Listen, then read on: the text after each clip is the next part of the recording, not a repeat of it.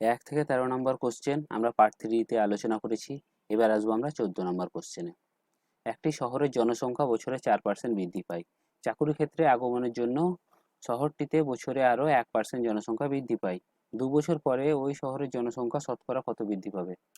তো 4% আর 1% টোটাল 5% বৃদ্ধি পায়। তো 100 জনে 5% অর্থাৎ 100 জনে 5 জন বৃদ্ধি পায়। এটা প্রথম বছর, ফার্স্ট ইয়ার। তাহলে সেকেন্ড ইয়ারের জন্য হয়ে গেল 100 ছিল আর 5 বেড়েছে, তাহলে দ্বিতীয় বছরের জন্য 105-এর ওপরে 5% বৃদ্ধি পাবে। তাহলে প্রথম বছরের জন্য 5% আর সেকেন্ড বছরের জন্য আরও 5% প্লাস এই যে এক্সট্রা 5 বেড়েছে,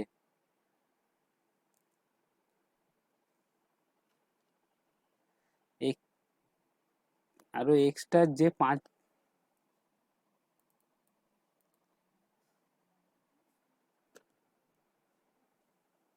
দ্বিতীয় বছরের জন্য 5% প্লাস এক্সট্রা যে 5 বেড়েছে সেই 5-এর ওপরে 5% আর 5-এর ওপরে 5% অর্থাৎ 5 গুণিত 5/100 ইকুয়াল টু 25/100 সমান 0.25। তাহলে সেকেন্ড বছর 2 বছর পর সেকেন্ড ইয়ার পর প্রথম বছরের জন্য 5, দ্বিতীয় বছরে 5 প্লাস 0.25। তাহলে টোটাল হয়ে গেল 5 আর 5-এ 10 প্লাস 0.25 অর্থাৎ 10.25। তো 2 বছর পরে শহরের জনসংখ্যা বৃদ্ধি পাবে 10.25%।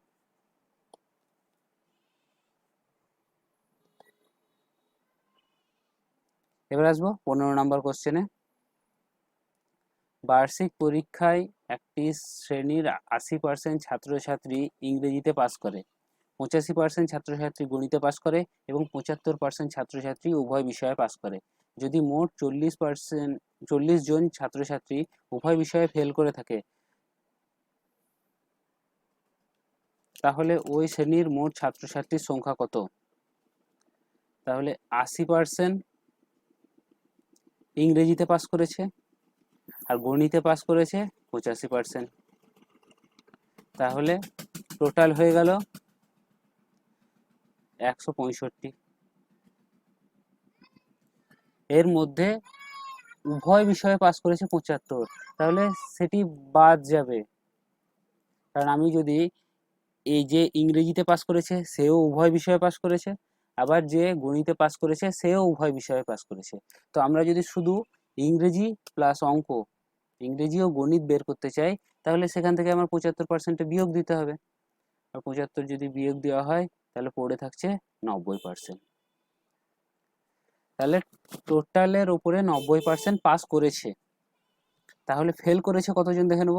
তাহলে ফেল করেছে 100 - 90 সমান 10%।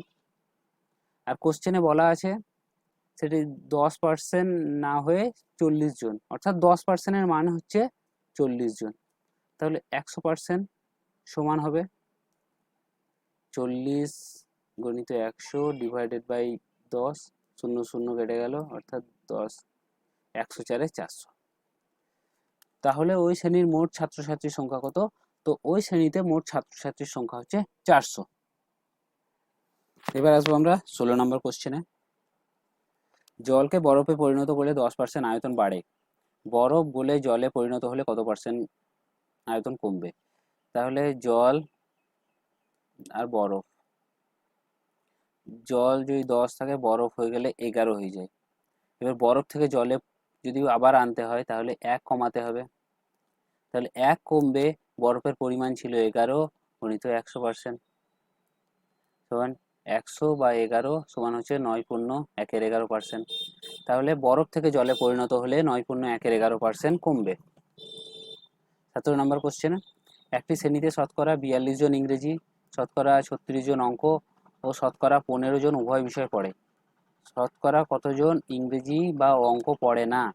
তাহলে ইংরেজি হচ্ছে 42, অঙ্ক হচ্ছে 36। এই যে ইংরেজি পাস করেছে বা ইংরেজি পড়ে সে উভয় বিষয়ে পড়ছে, যে অঙ্ক পড়ছে সেও উভয় বিষয় পড়ছে, তাহলে উভয় বিষয় আমার দুবার ধরা হয়ে গেল। তাহলে উভয় বিষয় একবার বিয়োগ করে দেবো।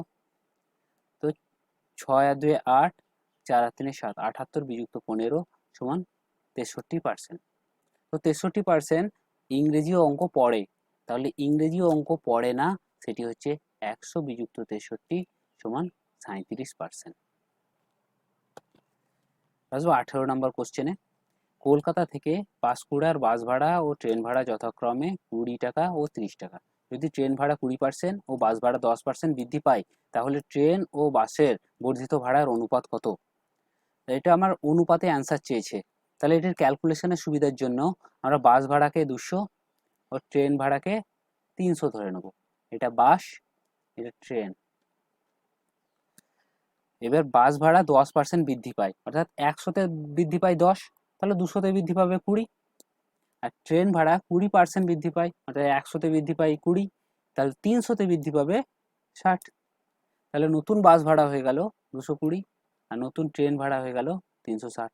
এটা যদি অনুপাত বের করি, 2 দিয়ে 2 11, 2 18, তো বাস ইস্টু ট্রেন হয়ে যাচ্ছে 11:18। কোশ্চেনে ট্রেন ও বাসের অনুপাত চেয়েছে, তো ট্রেনের অনুপাত হচ্ছে 18 আর বাসের অনুপাত হচ্ছে 11। তাহলে এটাই হয়ে গেল 11:11, 18:11 হয়ে গেল রাইট অ্যান্সার। 19 নাম্বার, একটি ঘড়ির ধার্য মূল্য 160 টাকা। এক ব্যক্তি ঘড়িটি 122.40 টাকায় ক্রয় করার সময় দুটি পৃথক ছাড় পায়। প্রথম ছাড়ের হার 10%, তো দ্বিতীয় ছাড় কত? তাহলে তিনি 160 টাকার উপর প্রথমে 10% ছাড় পেয়েছে, তো 160-এর 10% মানে 16 টাকা। তাহলে সেটির দাম হয়ে গেল 160 বিযুক্ত 16 সমান 144 টাকা। কিন্তু ব্যক্তিটি ঘড়িটি কিনেছে 122.40 টাকায়, তো ব্যক্তিটি আরো কিছু ছাড় পেয়েছে দ্বিতীয়বার, সেটি দেখে নেবো কত ছাড় পেয়েছে। তো 144 বিযুক্ত 122.40, 0 বসিয়ে পূরণ করে নিলাম। তো 6 0 1 2, তো 21.60 টাকা আরো ছাড় দেওয়া হয়েছে, আর 144 টাকার উপরে এই ছাড়টি দেওয়া হয়েছে। তো কত পার্সেন্ট ছাড় দেওয়া হয়েছে সেটা দেখে নেবো। 21.60 ডিভাইডেড বাই 144 গণিত 100%। দশমিক তোলার জন্য নিচে 100 দিয়ে গুণ হবে, 0 0 0 0 কেটে গেল, 144 15 দিয়ে সমান 15%। তো 19 নাম্বারের রাইট অ্যান্সার হচ্ছে 15%।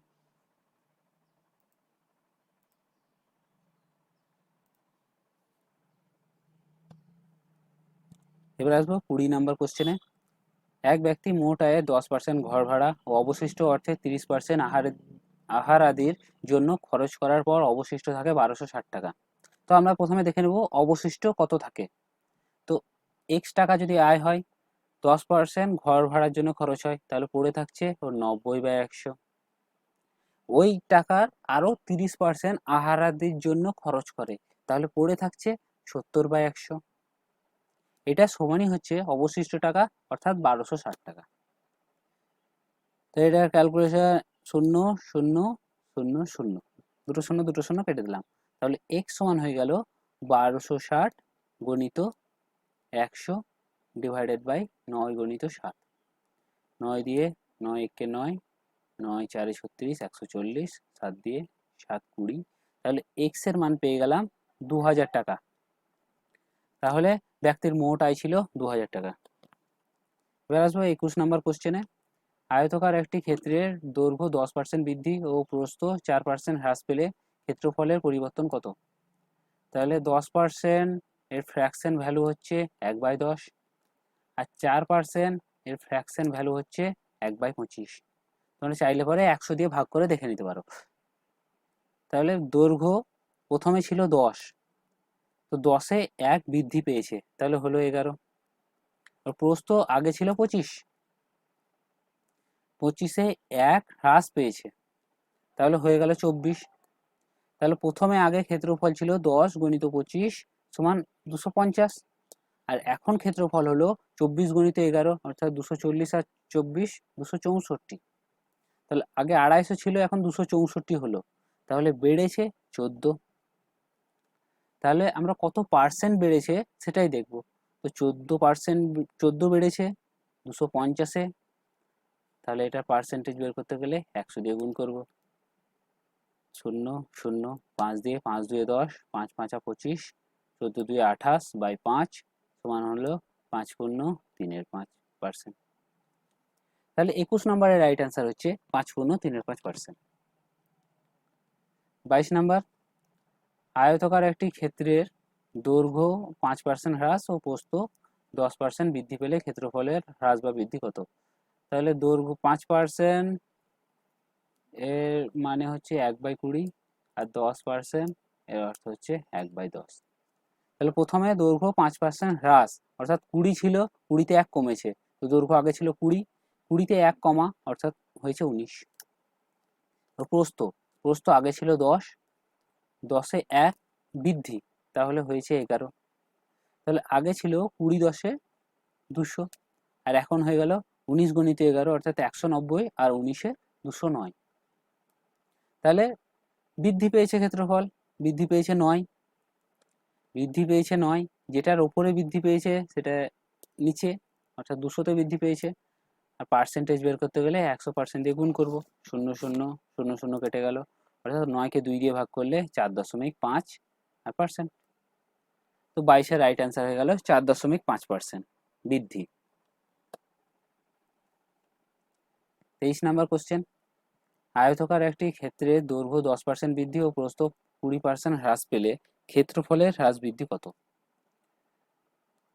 তাহলে 10% মানে 1/10, আর 20% অর্থ হচ্ছে 1/5। প্রথমে 10% বৃদ্ধি, অর্থাৎ দৈর্ঘ্য 10 ছিল, হয়ে গেছে 11। প্রস্থ 20% হ্রাস, তো আগে ছিল 5, 20% হ্রাস মানে 5-এ 1 কমেছে, তাহলে হয়ে গেল 4। তাহলে আগে ওর ক্ষেত্রফল ছিল 10 5 50, এখন ক্ষেত্রফল হয়ে গেল 11 4 44। তাহলে এখানে হ্রাস পেয়েছে সেটা হচ্ছে 6, যেটা হ্রাস পেয়েছে সেটা হচ্ছে 6। তাহলে টোটাল কত হ্রাস পেয়েছে সেটা দেখে নেব। 6 50-এর ওপরে, পার্সেন্টেজ বের করতে গেলে 100 দিয়ে গুণ করব, অর্থাৎ 0 0 5 2 10, অর্থাৎ 12%। তো 23-এর রাইট অ্যান্সার হয়ে যাবে 12%, 12% হ্রাস।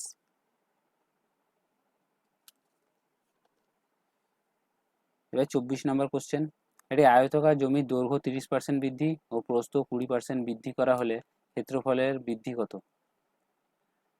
30% মানে হচ্ছে 3/10, আর 20% এর অর্থ হচ্ছে 1/5। তো বৃদ্ধি 30% বৃদ্ধি অর্থাৎ 10 থেকে 13। প্রস্থ 20% বৃদ্ধি অর্থাৎ 5 থেকে 6। তো প্রথমে ছিল 10 5 50, এখন হয়ে গেল 13 6 78। তাহলে বৃদ্ধি যেটা পেয়েছে সেটা হচ্ছে 28। তাহলে কত পার্সেন্ট বৃদ্ধি পেয়েছে সেটা বের করার জন্য বৃদ্ধি পাওয়া, যেটাতে বৃদ্ধি পেয়েছে অর্থাৎ 50-এ গুণিত 100, 0 0 5 2 10, তো 28 2 56%। তো 24-এর রাইট অ্যান্সার হয়ে যাবে 56%। এবার 25 নাম্বারে, আয়তকার একটি জমির দৈর্ঘ্য 20% বৃদ্ধি পায়, ক্ষেত্রফল অপরিবর্তিত রাখতে প্রস্থ কি পরিমাণে হ্রাস করাতে হবে? তো 20%-এর ফ্র্যাকশন ভ্যালু হচ্ছে 1/5। তাহলে বৃদ্ধি পায় অর্থাৎ দৈর্ঘ্য 5 থেকে 6 হয়েছে, তাহলে আমাকে প্রস্থটা 6 থেকে 5 করতে হবে, তবে সমান থাকবে, অর্থাৎ 6-এ কমাতে হবে 1।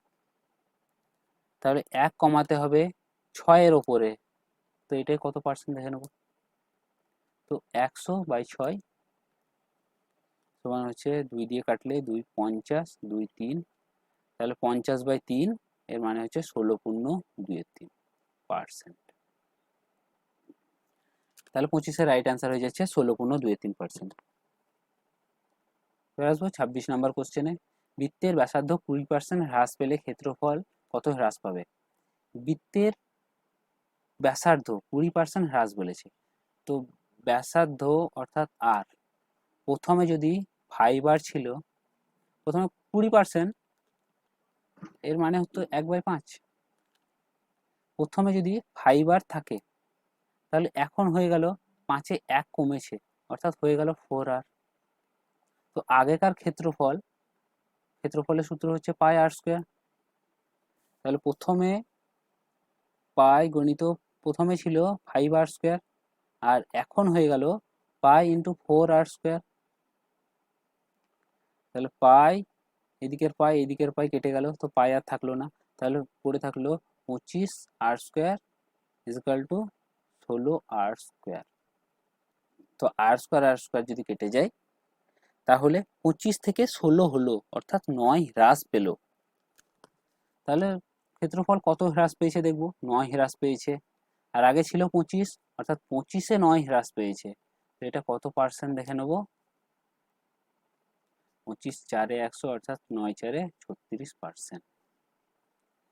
তাহলে বৃত্তের ব্যাসার্ধ যদি 20% হ্রাস পেলে ক্ষেত্রফল হ্রাস পাবে 36%। 27 নম্বর কোশ্চেনে বৃত্তের পরিধি 25% বৃদ্ধি পায়। তো বৃত্তের পরিধি সূত্র হচ্ছে 2πr।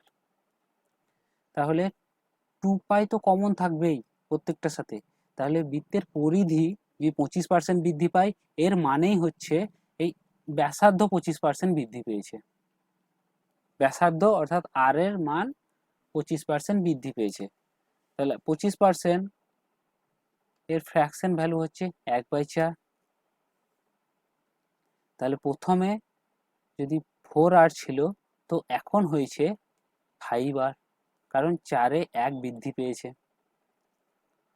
তো আগের ক্ষেত্রফলের সূত্র হচ্ছে পাই ইন্টু 4r স্কোয়ার, আর এখনকার হচ্ছে পাই ইন্টু 5r স্কোয়ার।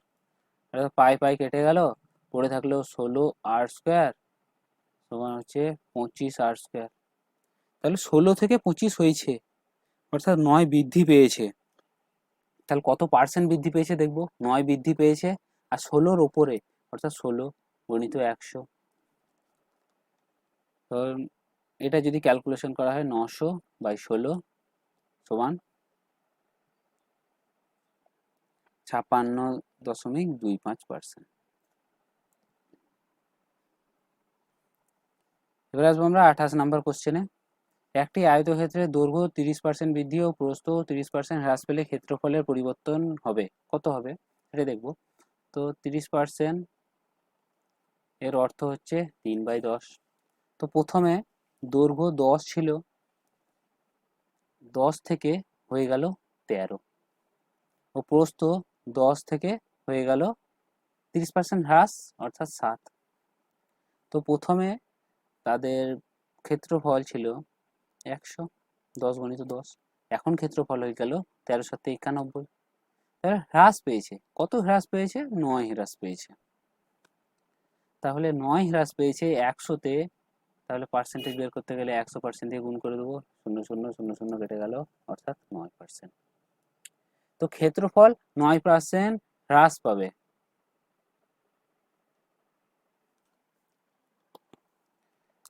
29 নম্বর কোশ্চেন, একটি পাঠাগারে 40% বই ইংরেজিতে, বাকি বইয়ের 40% হিন্দিতে ও অবশিষ্ট বই ওড়িয়াতে আছে। 4800টি বই হিন্দিতে হলে পাঠাগারে মোট বইয়ের সংখ্যা কত? তো টোটাল 40% বই ইংরেজিতে আছে, তাহলে বাকি আছে 60%। সেই 60%-এর 40% হচ্ছে হিন্দিতে। তো 60%-এর 40% যদি আমরা বের করি তো এই 0 কেটে দিলাম, অর্থাৎ 24%। তো টোটালের উপরে 24% বই হিন্দিতে আছে। সেই 24% এর অর্থই হচ্ছে 4800। তাহলে 100% আমরা দেখে নেব, 4800 × 100 / 24, 24 × 2 = 48, 200, তখন 2-এর পিঠে 4টে শূন্য, তাহলে 20,000। তাহলে পাঠাগারে মোট বইয়ের সংখ্যা ছিল 20,000টি। 30 নম্বর কোশ্চেনে y এর 90 আর x এর 100। আমরা আগেও দেখেছিলাম যেটি ওয়াই এর সাথে গুণ রূপে থাকবে সেটির মান এক্স হবে, অর্থাৎ এক্স এর মান হবে 90 আর ওয়াই এর মান হয়ে যাবে 100। তো আমরা লিখতে পারি এক্স সমান 90 আর ওয়াই সমান 100। তাহলে জিজ্ঞাসা করেছে এক্স এর কত শতাংশ ওয়াই, তো এক্স এর তুলনায় কোশ্চেনটা জিজ্ঞাসা করেছে। তাহলে ওয়াই হচ্ছে 100, এক্স হচ্ছে 90, এর পার্সেন্টেজ ভ্যালু অর্থাৎ 100, 0 0 কেটে গেল, অর্থাৎ 110 1000 বাই 9 সমান 111.1 প্রায়। তো 30 নম্বরের রাইট অ্যান্সার এটাই। এবার আসবো 31 নাম্বার কোশ্চেনে, দুটি সংখ্যা তৃতীয় একটি সংখ্যার থেকে 20% ও 25% কম, প্রথম সংখ্যাটি থেকে দ্বিতীয় সংখ্যাটি কত কম। আমরা থার্ড সংখ্যাটিকে ধরে নেব 100, তাহলে ফার্স্ট সংখ্যাটি হবে 80 আর সেকেন্ড সংখ্যাটি হয়ে যাবে 75। এবার কোশ্চেনে জিজ্ঞাসা করেছে প্রথম সংখ্যাটির থেকে দ্বিতীয় সংখ্যাটি কত কম, তো প্রথম সংখ্যাটি থেকে দ্বিতীয় সংখ্যাটি 5 কম, তাহলে 5 কম, প্রথম সংখ্যাটির ওপরে জিজ্ঞাসা করেছে অর্থাৎ বাই 80 গণিত 100, কত পার্সেন্ট বেরিয়ে যাবে, 0 0 কেটে গেল, 2 দিয়ে 2 4 8, 2 5 10, অর্থাৎ 25/4 সমান 6.14%।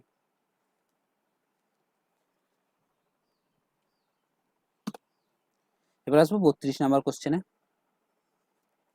কোনো পরীক্ষায় রাম 30% নম্বর পেয়ে 15 নম্বরের জন্য ফেল করে ও মোহন 40% নম্বর পাওয়ায় পাস নম্বরের থেকে 35 বেশি পায়, তো ওই পরীক্ষায় পাস করার জন্য কত নম্বর পেতে হবে বা কত শতাংশ নাম্বার পেতে হবে, কত পার্সেন্টেজ নাম্বার পেতে হবে।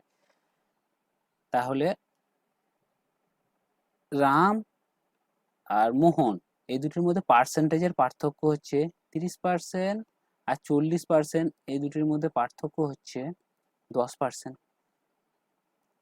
আর এদের নাম্বারের মধ্যে পার্থক্য হচ্ছে কেউ 15 নাম্বারের জন্য ফেল করেছে, আবার কেউ 35 নাম্বার বেশি পেয়েছে পাসের নাম্বারের থেকে, তাহলে এই দুটির মধ্যে পার্থক্য হচ্ছে 50। তাহলে 10% সমানই হচ্ছে 50। তো আমরা দেখে নেব টোটাল কত নাম্বারের মধ্যে পরীক্ষাটি হচ্ছে, সেটি হয়ে যাবে 500।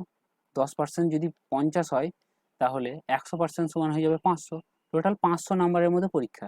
তো আমরা যে কোনো একটা ভ্যালু যদি পুট করি 500, তাহলে আমরা পাস মার্ক পেয়ে যাব।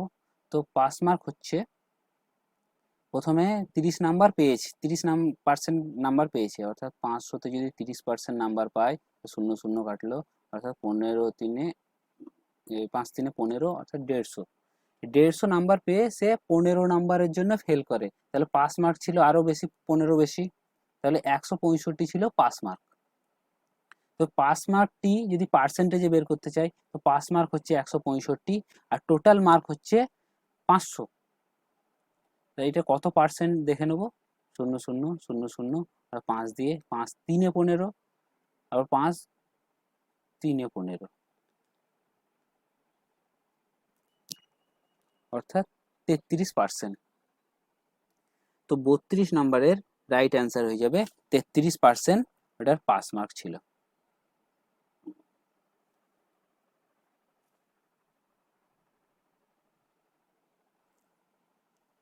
এবার আসবো 33 নম্বর কোশ্চেনে, তিশা কলেজের মাইনে দিলেও 89,745 টাকা, নিজের জন্য খরচ করলো 51,291 টাকা ও মোট মূল্যের আরো 27% তার কাছে পড়ে থাকে, তবে মোট মূল্যের পরিমাণ কত।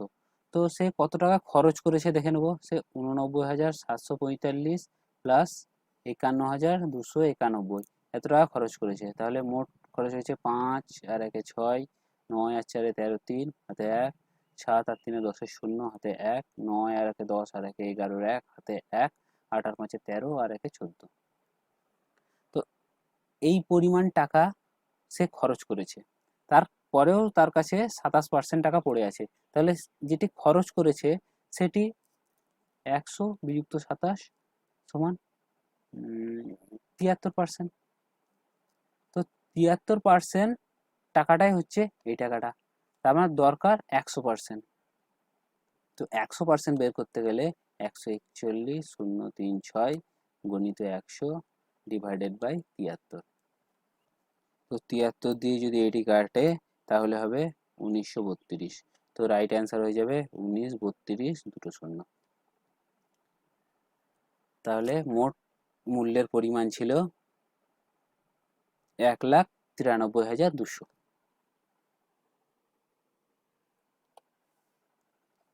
এবার আসবো 34 নম্বর কোশ্চেনে। 1000 জন বাসিন্দার মধ্যে 60% পুরুষ, আবার পুরুষদের মধ্যে 20% শিক্ষিত। যদি সমগ্র বাসিন্দাদের মধ্যে 25% শিক্ষিত হয় তবে কতজন মহিলা শিক্ষিত, বা কত পার্সেন্ট মহিলা? এখানে কোশ্চেনে একটু ভুল দেয়, যেই কারণে অ্যান্সারটা ঠিকঠাক বেরোয় না।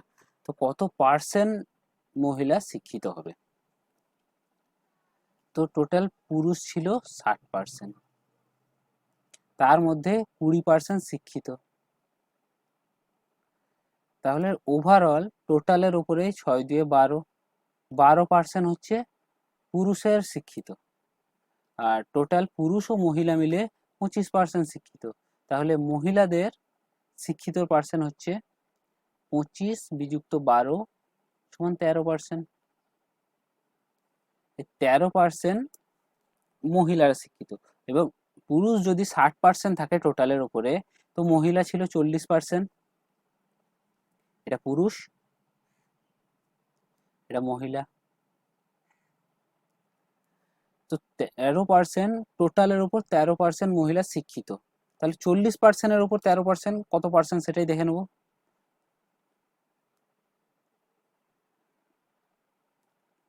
শূন্য শূন্য কেটে গেল, 130/4 সমান হচ্ছে 4 3 12, 4 3 12, 10, 4 2 8, 20, 4 5 20। তো 32.5% মহিলা শিক্ষিত। তো 34-এর রাইট অ্যান্সার হবে 32.5। এবার আসবো 35 নাম্বার কোশ্চেনে। কোনো অফিসে 40% মহিলা, মহিলাদের 70% ও পুরুষের 50% বিবাহিত। আমরা কতজন বিবাহিত সেটি প্রথমে দেখে নেব, তাহলে আমরা শতকরা কতজন অবিবাহিত সেটি বের করতে পারবো। তো 40% মহিলা, এটা মহিলা, আর এদিকে পুরুষ। তো বাকি যেটা থাকছে 60% সেটা হচ্ছে পুরুষ, 40% মহিলা, 60% পুরুষ। মহিলাদের 70%, অর্থাৎ মহিলাদের 70% ও পুরুষদের 50%, এটা হচ্ছে বিবাহিত। তাহলে টোটালের উপরে 5 4 20% মহিলা বিবাহিত, আর 7 6 42। তো 42 আর 20 টোটাল হচ্ছে 62% বিবাহিত। আর কোশ্চেনে জিজ্ঞাসা করেছে অবিবাহিত কত, তাহলে 100 বিযুক্ত 62 সমান 38% জন অবিবাহিত, 38% লোক অবিবাহিত। 36 নম্বর কোশ্চেন। কোন সংখ্যার 75%-এর সাথে যদি 75 যোগ করা হয় তো সংখ্যাটি পুনরায় ফিরে আসে। তো এই কোশ্চেনটি আগেও আমরা করেছি। তো এই 75%-এ কত নাই সেটা দেখে নেব। তো 75%-এ 25 নাই, কারণ 25% যদি যোগ করে দেওয়া হতো তাহলে সেটি 100% হয়ে যেত, অর্থাৎ সেই সংখ্যাটি আবার পুনরায় ঘুরে চলে আসতো। তাহলে 25%-এর মানেই হচ্ছে 75। তাহলে টোটাল সংখ্যাটি বের করা, অর্থাৎ 100% বের করব। তাহলে 75 গণিত 100 ডিভাইডেড বাই 25, 25 3 75, অর্থাৎ সংখ্যাটি ছিল 103 300। এবার 37 নম্বর কোশ্চেনে। দুটি সংখ্যা যথাক্রমে তৃতীয় সংখ্যার 20% ও 40% কম হলে প্রথম সংখ্যা দ্বিতীয় সংখ্যার থেকে কত বড়? তাহলে থার্ড সংখ্যা আমরা ধরে নেব 100। তাহলে প্রথম সংখ্যাটি হয়ে যাবে, ফার্স্ট সংখ্যাটি হয়ে যাবে 20% কম অর্থাৎ 80, ও সেকেন্ড সংখ্যাটি হয়ে যাবে 40% কম অর্থাৎ 60। এবার জিজ্ঞাসা হচ্ছে প্রথম সংখ্যা দ্বিতীয় সংখ্যার থেকে কত বড়। তাহলে দ্বিতীয় সংখ্যার তুলনায় প্রথম সংখ্যাটি কত বড় সেটি দেখব। তো 20 বড়, তাহলে এটাই পার্সেন্টেজে বের করতে গেলে 20। আর দ্বিতীয় সংখ্যাটির তুলনায় জিজ্ঞাসা করেছে, তো দ্বিতীয় সংখ্যাটি আমরা নিচে লিখব। গণিত 100, কারণ পার্সেন্টেজ অ্যান্সার চেয়েছে। হ্যাঁ, শূন্য শূন্য কেটে গেল, 2 3 6, অর্থাৎ 100/3 সমান 33.13%। তাহলে প্রথম সংখ্যা দ্বিতীয় সংখ্যার থেকে 33.13% বড়। আসবো 38 নম্বর কোশ্চেনে। এ এর আয় বি এর আয়ের 2/5 অংশের 40%। তো বি এর আয় যদি 4,000 টাকা হয়, তবে এ এর আয় কত? তাহলে বি এর আয় 2/5 অংশের 40%, তো 40% এর ফ্র্যাকশন ভ্যালু বের করব 40/100, 2 2 কেটে গেল, 2/5।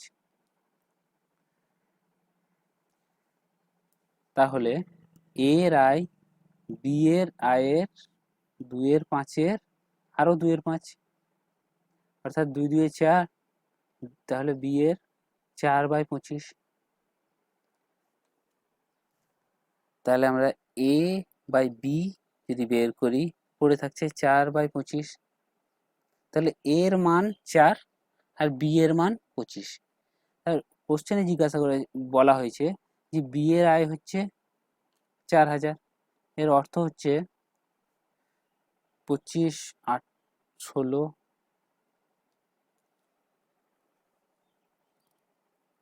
তো 160 দিয়ে গুণ করা হয়েছে। তো 4কে 160 দিয়ে গুণ করব, 16 4 64। তো 38-এর অ্যান্সার হবে এ এর আয় কত? তো এ এর আয় হচ্ছে 640 টাকা।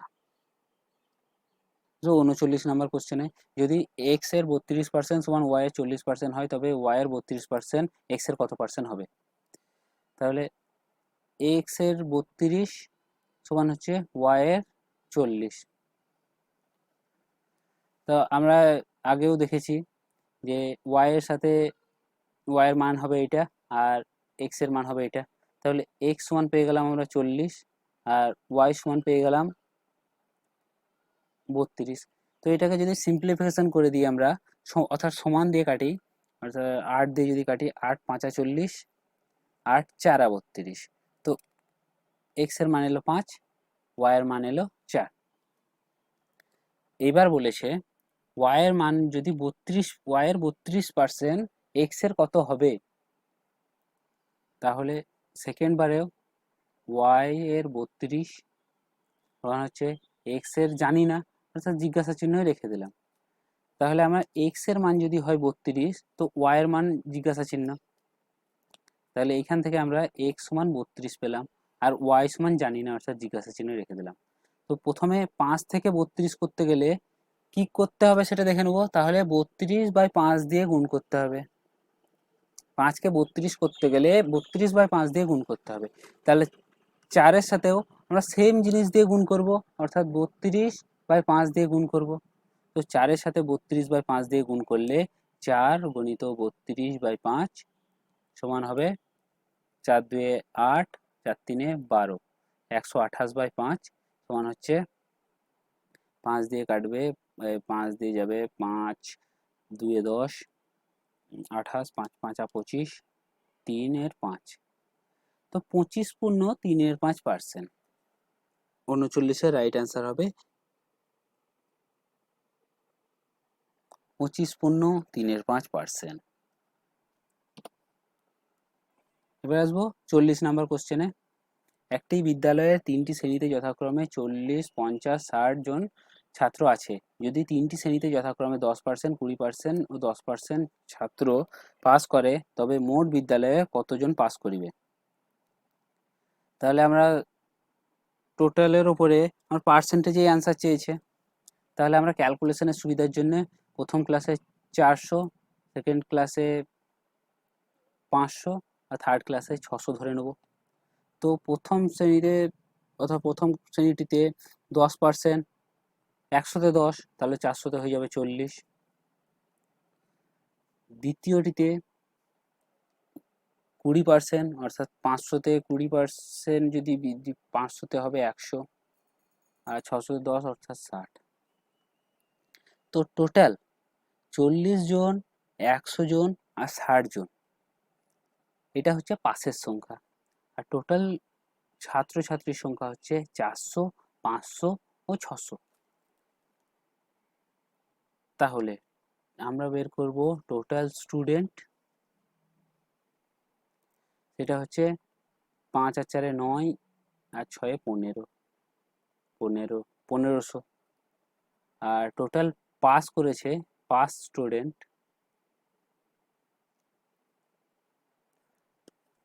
40 আর 60 100, 100 আর 100 200। তাহলে 1500 জন ছাত্রের মধ্যে, 1500 জন ছাত্রছাত্রীর মধ্যে 200 জন পাস করেছে। তাহলে কত পার্সেন্ট পাস করেছে সেটাই দেখব। 200 ডিভাইডেড বাই 1500 ইন্টু 100।